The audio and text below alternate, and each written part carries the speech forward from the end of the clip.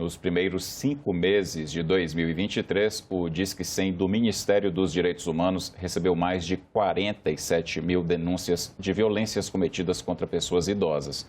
As ligações apontam para 282 mil violações de direitos. Esse número é 87% maior em relação ao mesmo período em 2022. A maioria dos casos é de violência física, psicológica, negligência e de exploração financeira. É sobre a violência contra a pessoa idosa que eu converso agora com o secretário nacional dos direitos da pessoa idosa do Ministério dos Direitos Humanos, Alexandre da Silva. Alexandre, eu já vou começar te perguntando, por que esse aumento? O que poderia ter causado? A gente pode ponderar a respeito disso?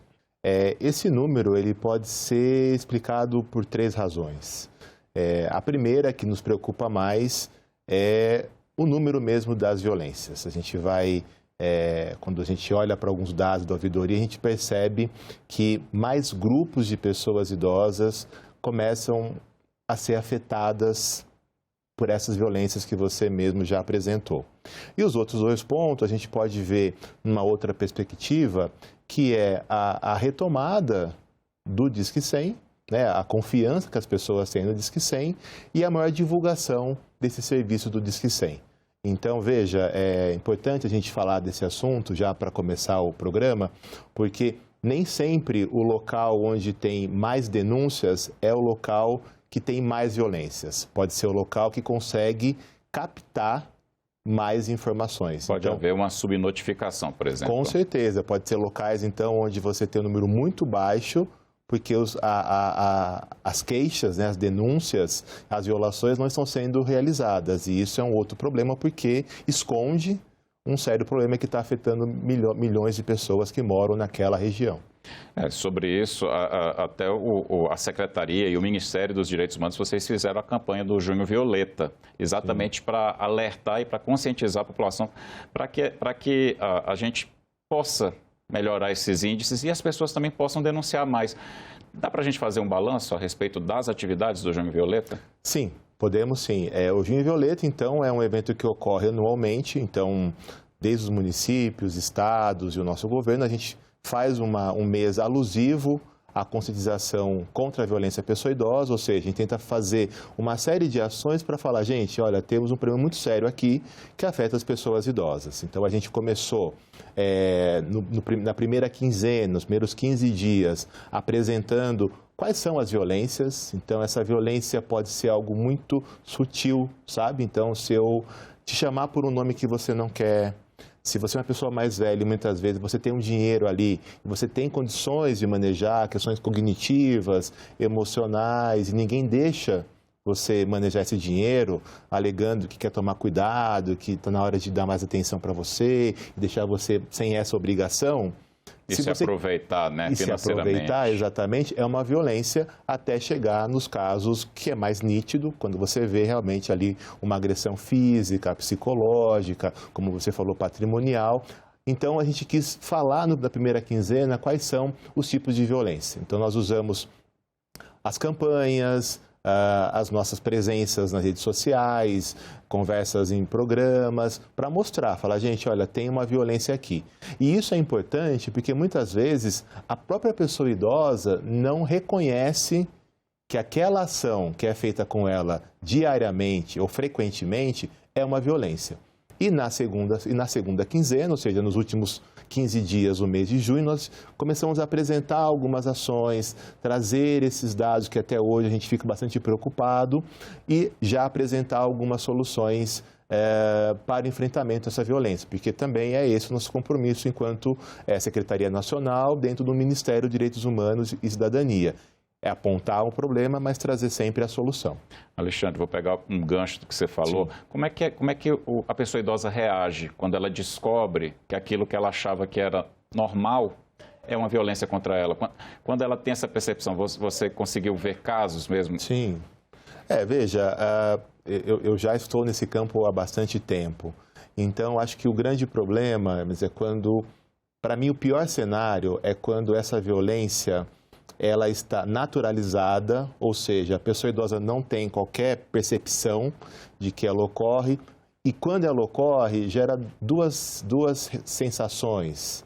Né? A primeira é, puxa vida, né? Não vou mais deixar que isso aconteça, e muitas vezes sozinha essa pessoa não consegue fazer, né? Sair dessa situação da violência. Então muitas vezes nós estamos ali, né, junto com outros órgãos para poder ajudar, para que ela não passe mais por essa situação, esse constrangimento, essa agressão, que a violência é tudo isso.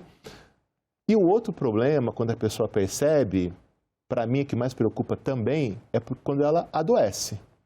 Quando ela sente de fato, né, quando ela assimila isso de forma muito errada e não se sente mais essa pessoa participativa, cidadã, dona dos seus direitos dentro da sociedade. Eu acho que aí a gente, enquanto sociedade, está cometendo uma grande falha, que é, por mais que a pessoa tivesse, né, proteções, todas elas foram atravessadas pela violência. Então, o adoecimento, né, a conscientização de que, puxa vida, aquilo que eu passei era realmente uma violência, são as reações mais frequentes das pessoas idosas. Já dá para fazer um balanço na sua visão, então, da primeira campanha Junho Violeta sob o seu comando? Sim, do comando da nossa secretaria, né? Vamos falar assim, né? Eu sempre quero acreditar isso a toda uma equipe que trabalha conjuntamente e tal.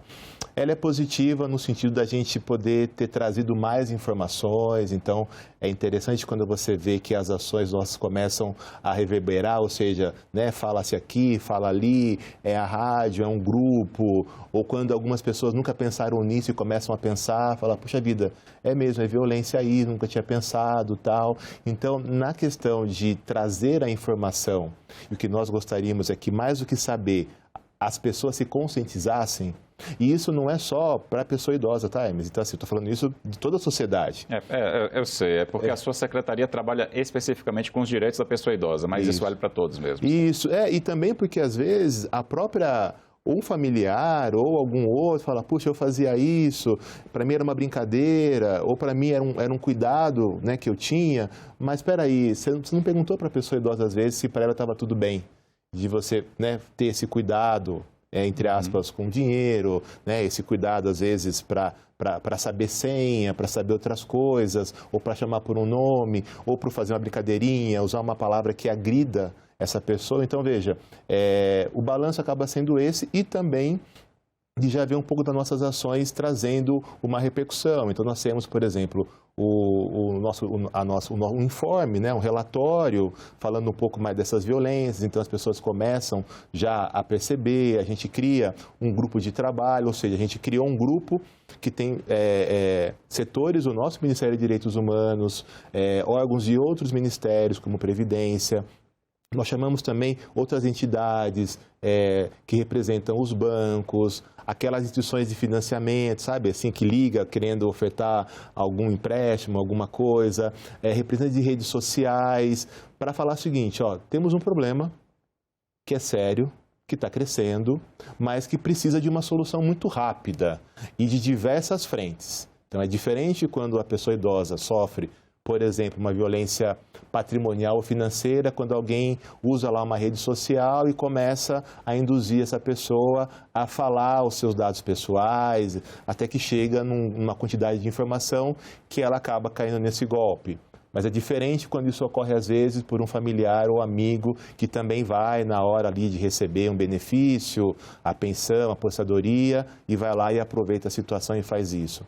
E pode ser pior também quando essas situações ou outras semelhantes ocorrem porque a pessoa idosa, às vezes, está sofrendo uma outra violência, uma outra vulnerabilidade. Então, às vezes, aquela pessoa que vive muito tempo sozinha, e aí alguém chega querendo trazer essa companhia, mas aproveita e aí perpetua de novo, repete uma outra forma de violência. Então, esse grupo de trabalho, coordenado pela nossa Secretaria Nacional de Direitos da Pessoa Idosa, está realmente criando uma série de ações... São muitas frentes, né? ...para poder lidar realmente com essa violência. A violência contra a pessoa idosa mais comum é a patrimonial mesmo?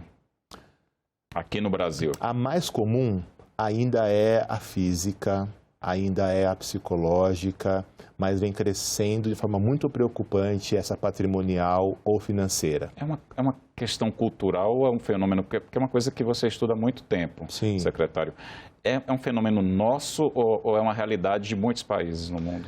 Ela ocorre em muitos países. Muitos países, acho que a violência, infelizmente, é uma outra forma de epidemia, vamos dizer assim. E ela está crescendo, porque é isso, né? A gente acabou, né? O governo acabou de lançar um programa, o Descomplica, e na mesma semana já tinha pessoas criando os golpes em cima disso, né? Alegando que se você fizesse um empréstimo um pouquinho maior, você teria, né, um desconto de toda a sua dívida, enfim. Então, assim, essa engenharia das fraudes, ela se sofistica, ela fica tecnológica, ela aprende, ela reaprende muito rápido. Então, assim, ela é um grande problema que afeta muitas pessoas. E familiares também, porque, veja, há pessoas idosas que têm uma renda que não é só para ela, é para toda uma família. Agora, o que eu percebo, Hermes, é que, e aí também olhando um pouco para os números e pesquisas, é que a pandemia piorou o cenário. Porque pessoas que antes tinham um benefício e um trabalho, agora têm um só. Pessoas que moravam com essa pessoa e tinham uma fonte de renda, deixaram de ter. Se voltaram a ter a renda está menor. Então, quando a gente tem um governo que começa a olhar e pensar, olha, tem gente passando fome, ou tem gente comendo mal em termos de qualidade do alimento, quantidade do alimento, é porque isso é um problema assim, geral. Então, quando a gente olha para o impacto dessa violência, tem um pouco disso. Então, como deve ser, né, famílias onde todo mundo sofreu com esse impacto econômico, né? Eu já tive casos, por exemplo, de uma senhora que ela tinha um padrão alimentar adequado, a família também tinha, então ela morava na casa de cima, e o filho, um dos filhos com a esposa e dois netos, né, filhos deles, moravam na casa de baixo, e então tinha a fonte vinda da senhora e do filho e da nora.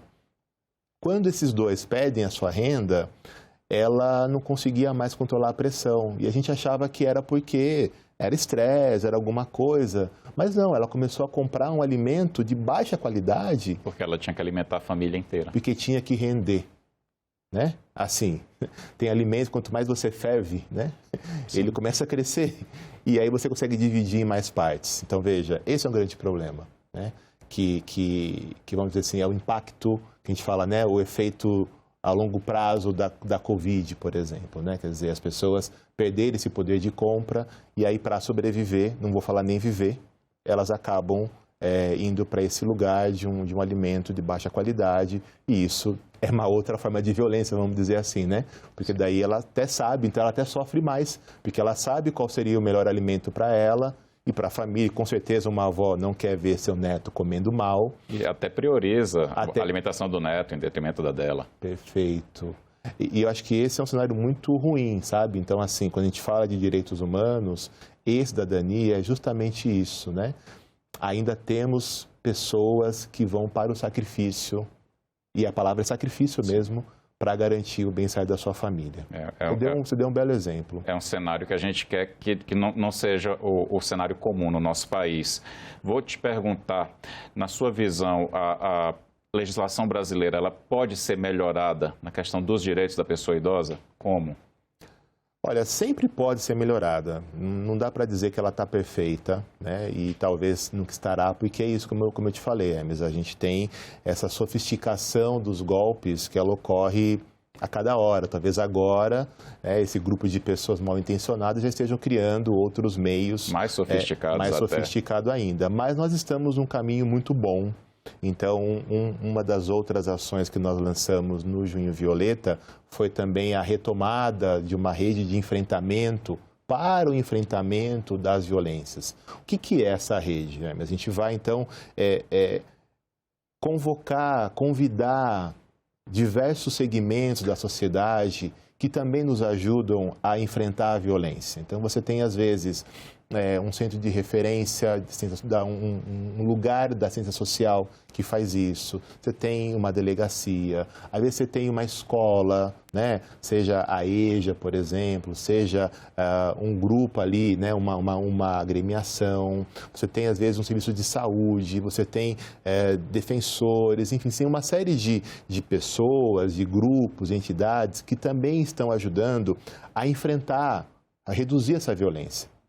Entender quais são os locais que têm a violência, mas também fazer esse enfrentamento, ou seja, reduzir essa violência. Então, retomar essa rede, para nós, é muito importante. E nós estamos aguardando a retomada do Conselho Nacional dos Direitos da Pessoa Idosa. Esse conselho, ele tem como função trazer a participação social. Então, o Conselho Nacional, ele faz com que os representantes dos diversos segmentos de aposentados, pensionistas, agricultores rurais, igualdade racial, mulheres, LGBTQIA+,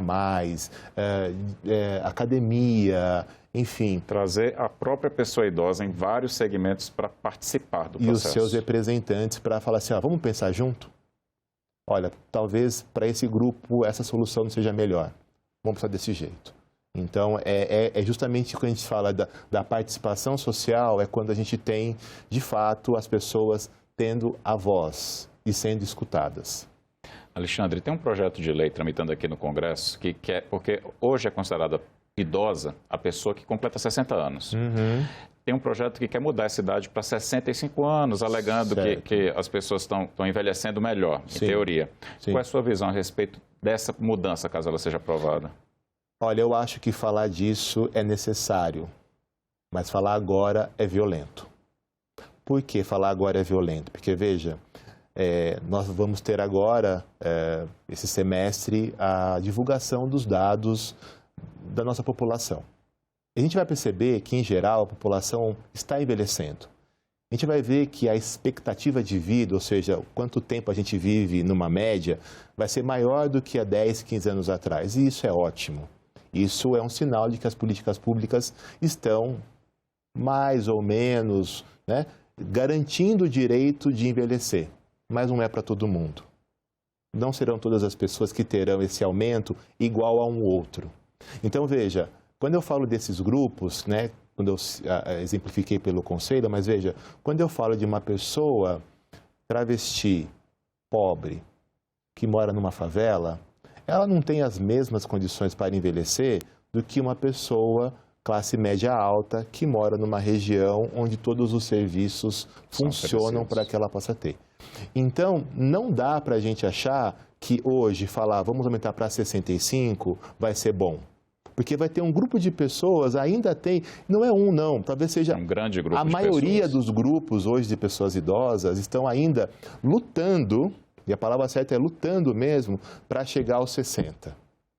Está chegando aos 60 eu falo assim, olha, o sarrafo aumentou, agora é 65. Então, eu contava com aqueles benefícios por chegar a ser uma pessoa idosa, iria até comemorar, falar, opa, enfim, cheguei aos 60 anos, e alguém vem e fala 65. Agora, eu entendo também que a gente vê uma necessidade de discussão desse assunto. Porque é isso, a gente fala que o Brasil perdeu em alguns momentos da sua história a hora de falar sobre velhice, falar sobre envelhecimento e preparar a sociedade para essa situação, para esse ganho. E começa por aí, nós não vamos falar que envelhecer é um gasto, é um prejuízo, muito pelo contrário. Veja, mudar uma cultura, isso aí. Essa entrevista nossa vai ter uma duração de 30, 40 minutos, não sei, mas esses 30, 40 minutos somos nós, quem está nos assistindo, envelhecendo junto. E esse envelhecer junto puxa, aprendi. Puxa, agora eu estou com mais certeza disso. E a gente se conheceu, e as pessoas vão conhecer a gente. Então, veja, envelhecer é algo positivo. Então, não dá para a gente não discutir. Então, o Brasil, e quando a gente vai olhar, por exemplo, algumas pessoas que quando aposentam, infelizmente, tem uma queda muito importante do seu lugar no mundo. Então, quando a gente fala de direitos humanos e cidadania, é falar o seguinte, você pode trabalhar, se você quiser, às vezes trabalha porque precisa, não porque você quer, né? Que você tenha um trabalho digno, ou seja, não trabalhar com doença, adoecido, com dependências, com dificuldade para fazer, mas que também você possa ter o lazer, por exemplo. Que às vezes tem pessoas que nunca tiveram lazer. Né? Tem pessoas aqui que vão nos assistir, vão falar assim, nossa, desde quando eu comecei a trabalhar, com meus 12, 14, 18, 20, eu nunca parei de trabalhar. Então ela aprendeu outras coisas do envelhecer. Então, por que nós, enquanto Estado, não podemos também garantir para essa pessoa essa experiência, essa oportunidade para fazer outras coisas? E aí nós temos alguns grupos, por exemplo, pessoas do gênero masculino, que muitas vezes, quando aposentam, você ouve alguém falar assim, olha, lembra de fulano? Pois é, adoeceu, né? Infartou, teve o famoso derrame. Se sente invisível, né? Presa em casa. Porque eu aposento, né? Aposentar é isso, né? Eu estou te colocando num lugar. E por que não a sociedade? E aí nós temos um papel importante também, enquanto Secretaria Nacional de Direitos da Pessoa Idosa. Olha, não sai não, você é sociedade. E você tem valor. A sociedade só é porque você também está conosco. Então, parece simples quando a gente fala, mas é realmente um enfrentamento a essa discriminação que a gente fala, que é o idadismo ou etarismo, que é essa discriminação que você tem só porque você é uma pessoa mais velha. E não deixa de ser uma violência também. Que eu acho que a secretaria, de certa forma, ela sempre faz, durante todo o ano, não é só no junho, ou nos meses de junho, quer dizer, constantemente a gente faz uma série de ações para enfrentar esse tipo de discriminação, que ela está em vários espaços, ela está em vários níveis. Né? Só o fato de a gente não perceber, por exemplo, a mesma participação de pessoas idosas nos espaços políticos, não falo partidários, né? Políticos, para discutir, já é uma questão de idadismo. Por que não? Por isso que é tão importante o conselho. Sim, muito. E veja, essas pessoas mais velhas, eu estou falando velha aqui nesse sentido positivo, sim, porque tem a criança, tem o jovem, tem a pessoa mais velha. Essa pessoa mais velha conheceu muitos presidentes, uma presidenta, né? Então ela tem sim uma perspectiva política muito boa. Ela consegue fazer, às vezes, uma análise histórica, política e econômica, que fala, olha, eu lembro que tal governo era assim, no outro não era. Nesse era bom esse aspecto, no outro não era. Então, por que não convidá-la para pensar conosco? Veja, eu acho que para mim, o que eu sempre quando eu falo isso me emociona, o nosso mais velho ganhou. O nosso presidente mais velho ganhou. E pela terceira vez ele está aqui. E olha que ele passou por situações bem complicadas. Né? Então, assim, o envelhecimento ativo e saudável, esse que vai, que inspira, né? E que dá para a pessoa que envelheceu essa autonomia, ela é muito bem representada pelo nosso presidente. E isso me deixa bastante feliz, assim, e me emociona porque eu vejo que a sociedade, a maioria da sociedade votou e ele entendeu isso e fala, tá, mas eu vou fazer a gestão para toda a população. Isso é uma sabedoria, percebe? Né? Fazer gestão é isso. Né? Antes da gente encerrar, Alexandre, vamos pegar aqui, só para ficar bem claro para quem está assistindo a gente. A pessoa idosa, em especial, queria que você falasse para essas pessoas, para essa pessoa que está assistindo a gente, se estiver sofrendo algum tipo de violência, o que ela deve fazer. E o que seria violência, para ficar claro. Você já tinha falado, mas sim, eu queria que você reforçasse mais uma vez e o que ela pode fazer para se proteger. Tá. A violência, Hermes, é tudo aquilo que você não gostaria que acontecesse com você. Assim, em poucas palavras, sabe? É algo que você vê que acontece com você, não é aquilo só que alguém faz. Às vezes, o local pode ter um comportamento que te deixa fora. Então, às vezes, você vai no lugar e você percebe que, por ser a pessoa mais velha daquele espaço, os olhares, as atitudes, o fato de ser só você naquele espaço, pode ser um tipo de violência. Quando alguém te dirige uma palavra que você fala assim, tá, mas você não falaria isso para todo mundo. É só para mim que você fala desse jeito, né? Quando alguém, às vezes, te agride, né? Quando você, às vezes, sente que algo te atravessou, te afetou de forma negativa, questione, fala, será que eu deveria passar por isso? é bem provável que você, uma pessoa mais velha, esteja passando por uma situação de violência. E eu falo mais velha considerando os espaços. Então, veja, se eu estou falando de um ambiente como a escola, a universidade, às vezes aquele aluno que está voltando a estudar, né, porque parou muitas vezes, ou porque é a segunda vez, tal, às vezes ele está convivendo com pessoas mais jovens. Então, ele é o mais velho. Tem o idoso e tem a pessoa mais velha. Sim. Então, assim, aquilo que falaram para você, o olhar, o comportamento daquelas pessoas naquele espaço, não é algo que você acha que é justo, pode ser violência. E a outra pergunta qual foi? O que fazer? O que fazer? Quem buscar? O que fazer é o seguinte, nunca silencie. Nunca acha que é normal. Ah, mas porque é de uma etnia tal, e na etnia tal todo mundo fala alto, porque na etnia tal todo mundo é de pegar e fazer essas brincadeiras de mau gosto, tal. Não, nunca aceite qualquer dessas situações como algo que faz parte. Infelizmente, pode ser que a família, ao longo das gerações, esteja sempre cometendo violência. E aí a gente a violência. normaliza isso. E procure sempre uma pessoa de confiança. Em qualquer lugar, seja um familiar que visita você há mais tempo, ou aquele familiar que não visita, porque às vezes ele até fica constrangido, porque ele vê e a pessoa não reage e tal. Se não for alguém da família ou do seu grupo de amizades, procure um serviço, né? Um serviço da assistência social, um serviço da saúde. Use o nosso Disque 100.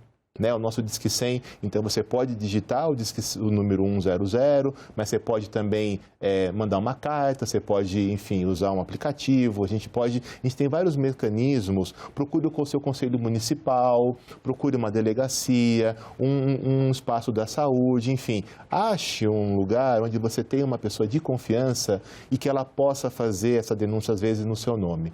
E o mais importante aqui, Hermes, qualquer pessoa, seja a pessoa idosa que sofre a violência, seja quem vê essa violência, use o Disque 100, porque o Disque 100 garante o anonimato, ou seja, você não precisa falar o seu nome. Olha, aqui é o Alexandre, que eu quero fazer denúncia sobre o senhor ou a senhora tal que está passando por essa situação. Não, olha, eu queria fazer uma denúncia. Está acontecendo isso, tal, e eu estou achando que é violência, ou é violência sim, porque toda vez a pessoa aparece com marcas nos braços, ela está sempre triste, ela mudou o comportamento, ela saía sempre de casa, ela está se vestindo cada vez pior, porque ela não fala que não tem dinheiro para nada. Então, assim, qualquer situação que você perceba, use o nosso Disque 100. Ele garante o anonimato. Alexandre, muito obrigado pela entrevista. E eu também agradeço a você que acompanhou Cidadania. Para rever e compartilhar este programa, acesse o nosso site, senado.leg.br/tv ou nosso canal no YouTube. Muito obrigado pela companhia. Até a próxima.